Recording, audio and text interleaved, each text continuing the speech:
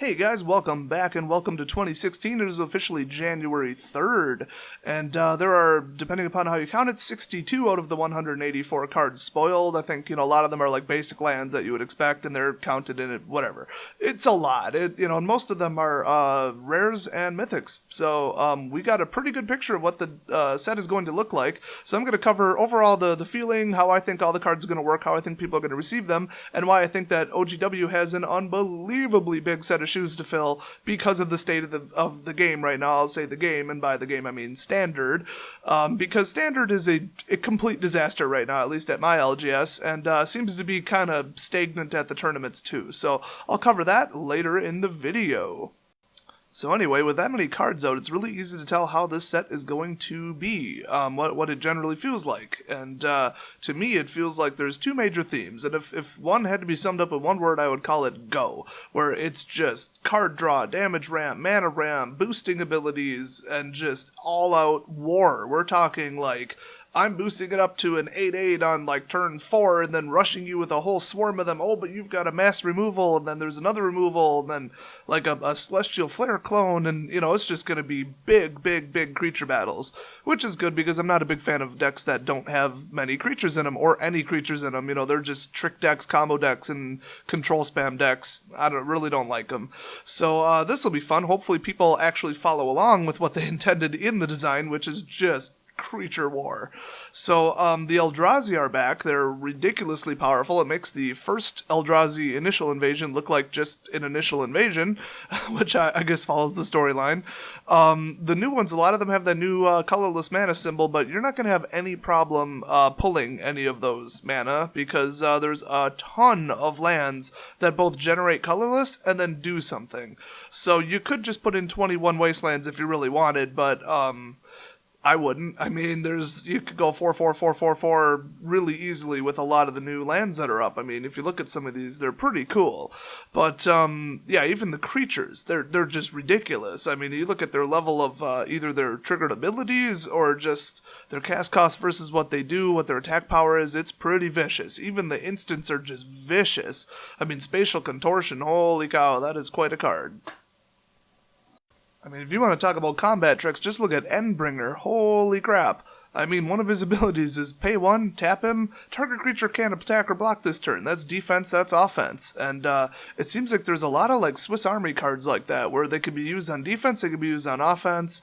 And I like it because it just makes combat more mentally taxing, I guess you could say. So, you have to really think, is he really just swinging because he thinks he can get through, or is there a trick, or what's in his hand, and what's on the field? And, that's like classic Magic. Should I block, should I not? I'm hitting you for your life total. No infinite loops and all that other nonsense that pretty much most players hate. So the absolute best creatures appear to be mixed colors, which is really going to keep driving up the cost of the fetch lands and pretty much any other fixing lands, which is making the game a lot less accessible to people who don't have a lot of money, so that's annoying. Although, I would say that mono looks a lot more playable than it was in the past, so they're kind of doing both. They're kind of stepping everything up, just everything is more powerful, which means this set is going to sell really well. But since everything is really powerful, it's not going to be a $30 card and everything else is worthless. It's going to be a whole bunch of $4 rares, which is fantastic, and a lot of the best cards are actually uncommon. Like if you look at Relentless Hunter, there you go, which that's a perfect example of one of the mixed colors. You got your Mind Melter, he's pretty killer, and you got Reflector Mage, not my favorite, but it's interesting. Flare Drone is insane. Then if you look at some of the even better ones, like Jiraga Auxiliary, they have this new mechanic, I guess you'd call it, called Support, which is glorified targeted bolster. It isn't really even a new thing. It's just putting counters on things. They have to be different creatures. You can't put all the counters on the same creature, so I guess that's why they called it a thing, or gave it a name. But other than that, not new, but a lot of abilities in here will grow the creature temporarily or permanently with counters, which is fantastic. So, a lot of good mixed color cards. Ailey is unreal for 2. It's a 2/3 Death Toucher for 2. And it is legendary, but hey, what can you do? And then the 2 abilities are just mental. That's going to screw with the game on turn 2 and 3 and 4. Then you've got my favorite, Jori N, Rune Diver. Yeah, this one's legendary and nobody's gonna care. You see that little thing that says Merfolk? This is going to be outrageous in Modern, because whenever you cast your second spell each turn, like, a Merfolk deck usually does, then draw a card. I mean, holy crap. Now, most Merfolk decks do not have red in them, but I have seen it. It does exist, and I think it's doable. I mean, this card is good enough that you could just change your whole deck around just this card. It's that good. So, Merfolk is not one of the decks I've played, but a lot of my friends play it, a lot of the people I play against play it, so I think it could benefit from that card pretty heavily. Now, if there was a second major theme to this set, I would definitely say, and this one is going to make people really happy, I hope, because this is a pure benefit to the players. Do anything you want. That is the theme, because there's removal, there's boosting, there's, like, token dropping, you can use scions, you can do death effects, you can draw cards repeatedly if you want, you could just go for boosted creatures, you can clone and mimic creatures. You could try mana ramp, you could try just spamming creatures, you could turn your lands into, like double strike 2/1s if you wanted. That's what Needle Spires does. I mean, the options are just outrageous. You could legitimately play mono, you could play mixed, you could play, a removal deck, all removal, all kill. You could do an all kill deck that's, one of 3 different colors, or any mix of 2, or all 3. Black, white, and blue all look like they have pretty heavy removal, so that's fantastic. I mean, you could just literally build any deck, which means it's bad for the net deckers, and, I think we all know by now, I hate them. So they're going to be just out there completely blind, because every tournament's going to be won by a different set of decks, because there's just so many deck possibilities, and because of that, you might show up with a fantastic deck that is mathematically superior to all other decks, and just get stomped by playing the wrong deck, because there's just so many options. I mean, the only thing I haven't seen yet is mill, and I'm sure that's coming. I mean, it depends if you count ingest as mill. But, yeah, it's really, really, really flexible. I mean, that's just fantastic. In fact, they've got so many new battle mechanics, that alone helps it. Like, they've got Cohort on Munda's Vanguard. You can tap an untapped ally you control, and then put a 1/1 counter on each creature you control. It does not say play that as a sorcery, so you could just do that at the end step. Boom, your creatures are getting bigger automatically, and you didn't have to top deck or have in your hand an instant to do that. It's just all there. So I think a lot of the battles are going to be just creature heavy, creature heavy, creature heavy. They're going to be just pounding each other, shredding each other, dropping stats, gaining counters, and blowing each other up, and kill spells flying like you wouldn't believe. And it's just going to be utter craziness in like the first... Well, we'll say any turn past, like, second, because a lot of these really good cards have a cast cost of 2 or 3, so it's going to get really insane with really high levels of damage really quick, and you can build the deck however you want with any colors and still get that effect, and I think that is just fantastic. Keeping with that super, like, crazy speed blitz, we've got Nissa, Voice of Zendikar. Oh, Nissa's in the set. Yeah, she better be. She's the one who let him out. She better stick around and help fight him. Strangely, a lot of the Planeswalkers are sticking around, but I think they've been confirmed that they won't necessarily be in the set. Like, they'll have cards named after them, but there won't literally be a Planeswalker in the set for all 4 of the Planeswalkers shown. But I'm not sure if that's been officially confirmed. But I know that Nissa and Chandra are both spoiled, so that's good. And she only costs 3, she comes out at 3, and she protects herself. I mean, that's just like, let's go to war, It's not like, oh, the Planeswalker costs 6, it's a late game semi-win, it's kind of a long shot. This is like, she's joined the battle, and let's just go, go, go. So I see a lot of go, go, go in this set, which is great, because, faster matches, you can get more matches in when you're practicing with your friends. I just don't see anything negative in the set, except for one little exception. That negative, of course, is that I don't see anything here that could necessarily guarantee that it will beat the top decks that are out right now, especially Esper Control. That deck is outrageous. I mean, anything that they've got here with all the tricks and boosting and this and that is really only on par with Hardened Scales and Mana Gorger, that deck with Avatar the Resolute and all that. And in fact, I have a better version of it than most people are deeming the net deck, because I've got Landfall Life Gain. I'll show that one off in a different video.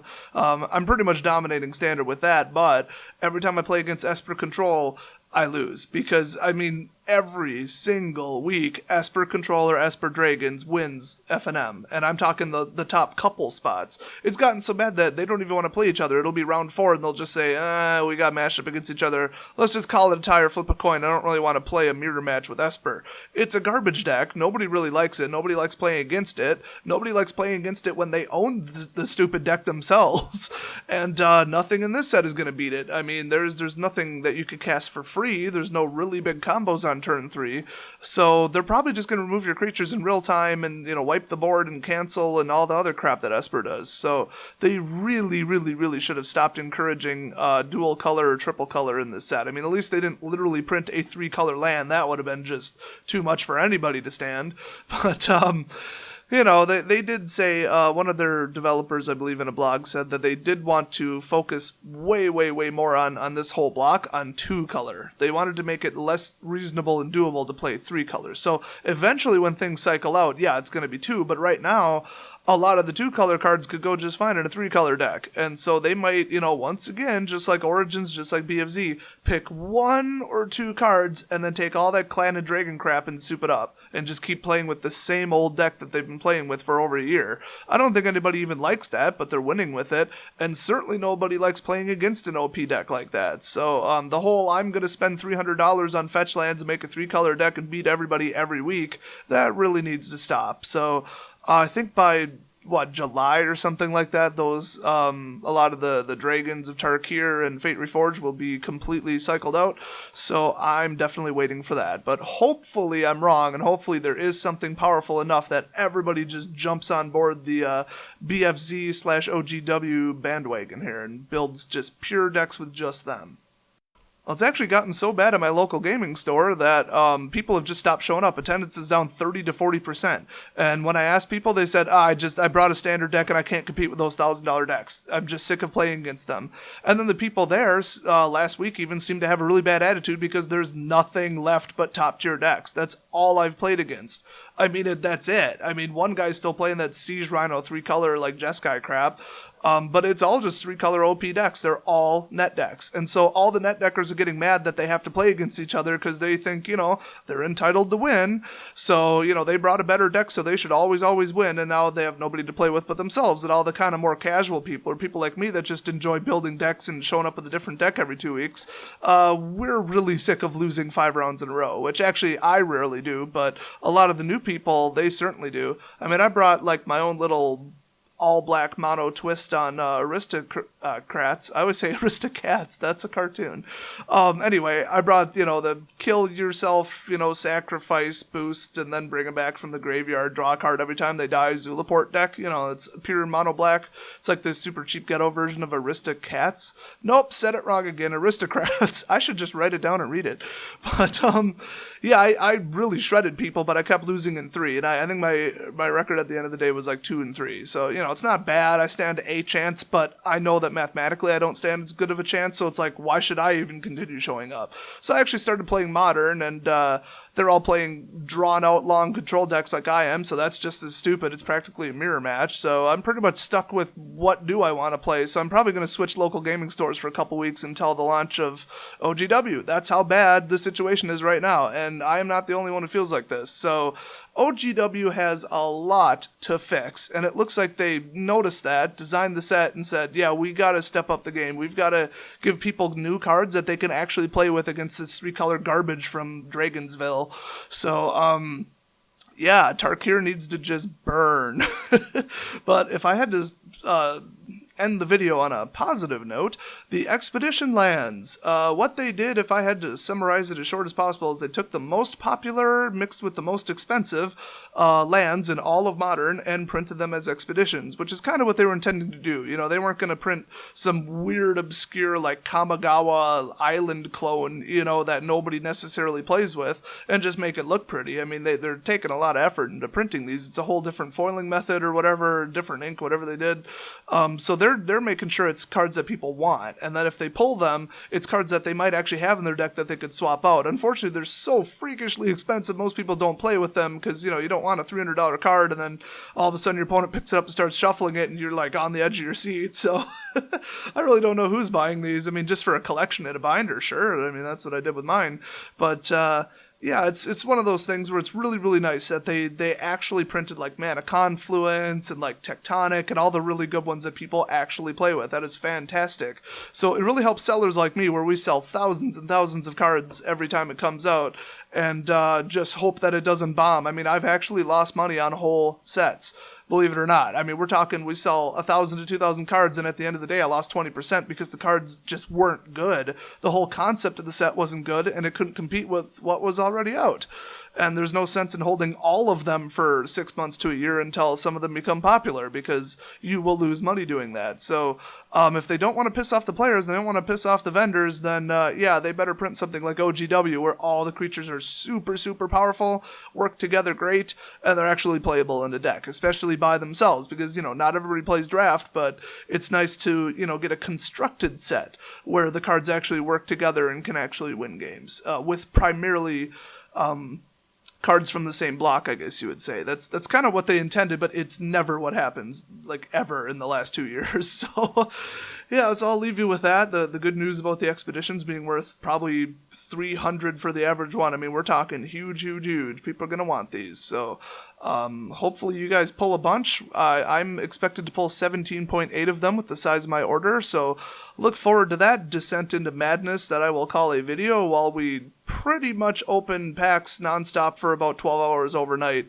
and just get really freaked out on caffeine. It's going to get really weird. So make sure you hit that subscribe button, because by probably the 23rd or 24th, I'll have that video filmed and posted if I don't die from caffeine overdose.